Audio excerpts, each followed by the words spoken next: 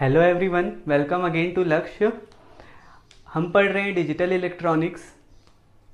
आज का जो टॉपिक है लॉजिक गेट्स में वो है यूनिवर्सल गेट नैंड। तो चलिए स्टार्ट करते हैं नैंड गेट के बारे में डिस्कशन। नैंड गेट का सिंबल क्या होगा?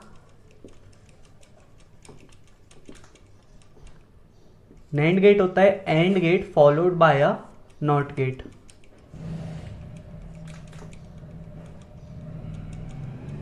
या फिर ये नॉट गेट को सिंपली रिप्रेजेंट कर सकते हैं इस एंड गेट के सामने एक बबल लगाकर।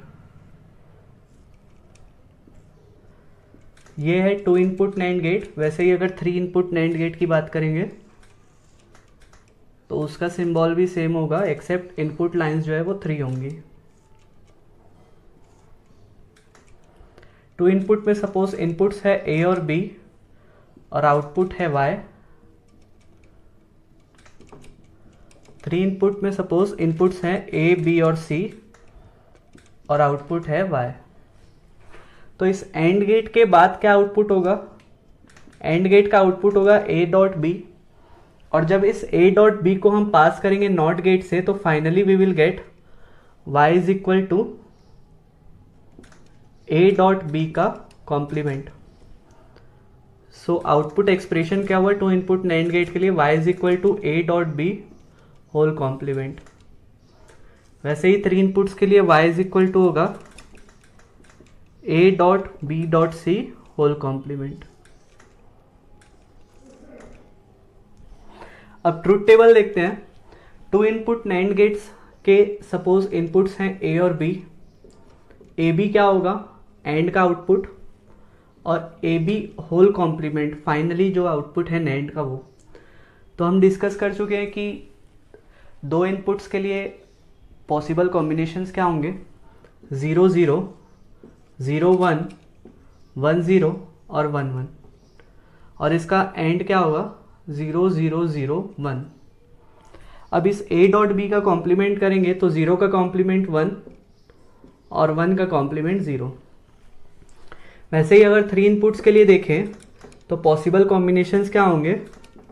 0 0 0, 0 0 1, 0 1 0, 0 1 1, 1 0 0, 1 0 1, 1 1 0 एंड 1 1 1।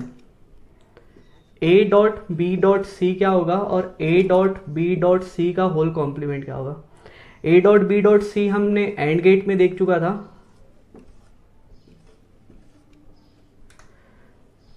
आउटपुट 1 तभी होगा जब सारे इनपुट्स 1 होंगे। तो इस a dot B dot C का कॉम्प्लीमेंट वैसे ही 0 का कॉम्प्लीमेंट 1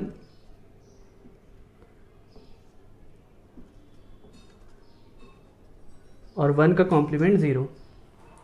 तो हम क्या कंक्लूड कर सकते हैं इस ट्रूथ टेबल से नैंड गेट के बारे में? हम ये कंक्लूड कर सकते हैं कि अगर एक भी इनपुट 0 है तो इसका आउटपुट 1 होगा।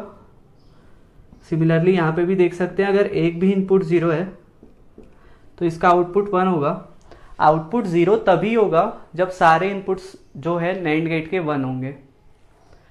तो नैंड गेट के बारे में हम कंक्लूड कर सकते हैं कि नैंड गेट का सिर्फ हमें अगर एक ही इनपुट पता है और वो इनपुट 0 है और दूसरा इनपुट अननोन है, इसको क्रॉस से रिप्रेजेंट करते हैं, तो इस अननोन इनपुट के होते हुए भी हम जान सकते हैं कि नैंड गेट का जो आउटपुट होगा वो 1 होगा। ये एक इम्पॉर्टेंट कंक्लूजन है जो कि यूजफुल होगा जब हम लैच डिज़ाइन करेंगे सीक्वेंशियल सर्किट्स में। तो अब डेफिनेशन लिख लेते हैं। नैंड गेट की डेफिनेशन क्या होगी? Output is logic high if any of the input is logic low and output is logic low if all the inputs are logic high। ये एक डेफिनेशन है नैंड गेट की। नेक्स्ट हम truth table की help से एक important conclusion NAND gate के बारे में ड्रॉ करेंगे। वो ये है कि NAND gate is equal to bubbled OR gate. चलिए, सपोज किसी लॉजिक गेट्स के 2 इनपुट्स है ए और बी, तो उसके 4 पॉसिबल कॉम्बिनेशंस क्या होंगे? 0 0, 0 1, 1 0 और 1 1।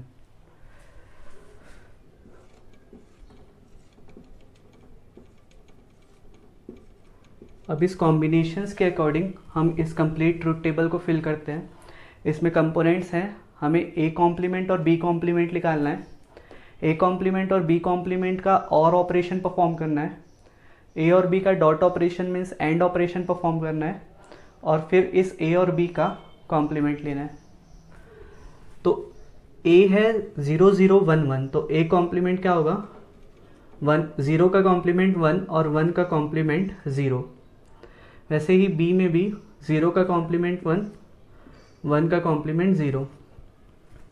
अब ए कॉम्प्लीमेंट और बी कॉम्प्लीमेंट 1 1 के लिए और होता है 1, 1 0 के लिए 1, 0 1 के लिए 1 और 0 0 के लिए 0।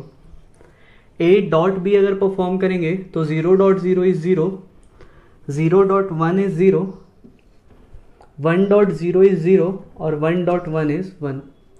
अब इस 0 0 1 का कॉम्प्लीमेंट होगा 1 1 0। तो ये इस ट्रुथ टेबल से हम क्या देख सकते हैं कि ये A complement plus B complement जो है वो A dot B whole complement के इक्विवेलेंट है। Means A dot B whole complement is equal to A complement plus B complement. अब इस A dot B whole complement को तो हम बोलते हैं नैंड,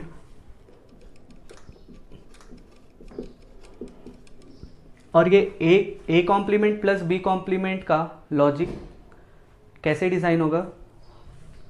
ए कॉम्प्लीमेंट और बी कॉम्प्लीमेंट का और ऑपरेशन परफॉर्म करना है, तो पहले एक और गेट ले लेते हैं।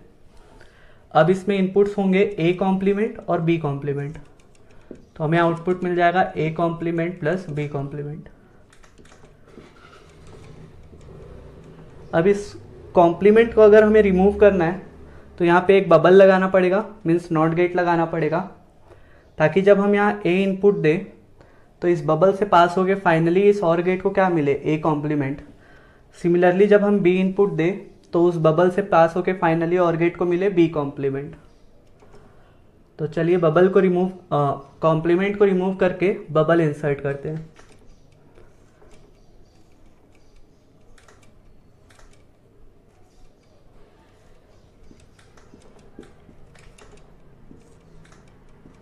फाइनली हमें मिलेगा इसका output A complement plus B complement. इस पर्टिकुलर लॉजिक गेट को हम बोल सकते हैं बबल्ड और गेट,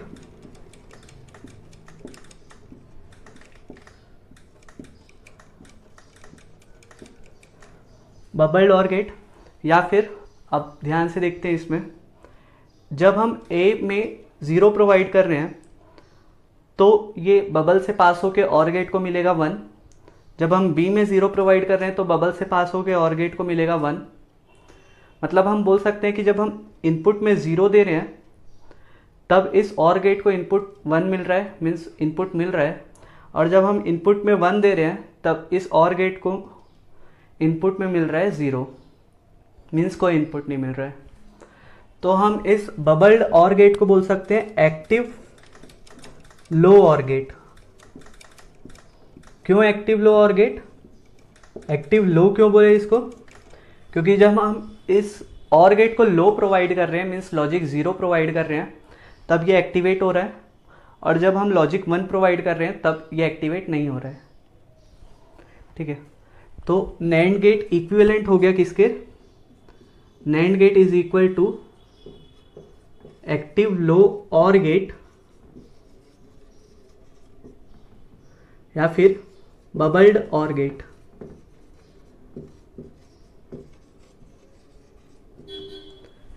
तो ये एक कंप्लीट डिस्कशन था नैंड गेट के बारे में। नेक्स्ट हम ये प्रूफ करेंगे कि नैंड गेट को हम यूनिवर्सल गेट कैसे बोल सकते हैं। ओके, अभी के लिए इतना ही। Thank you very much.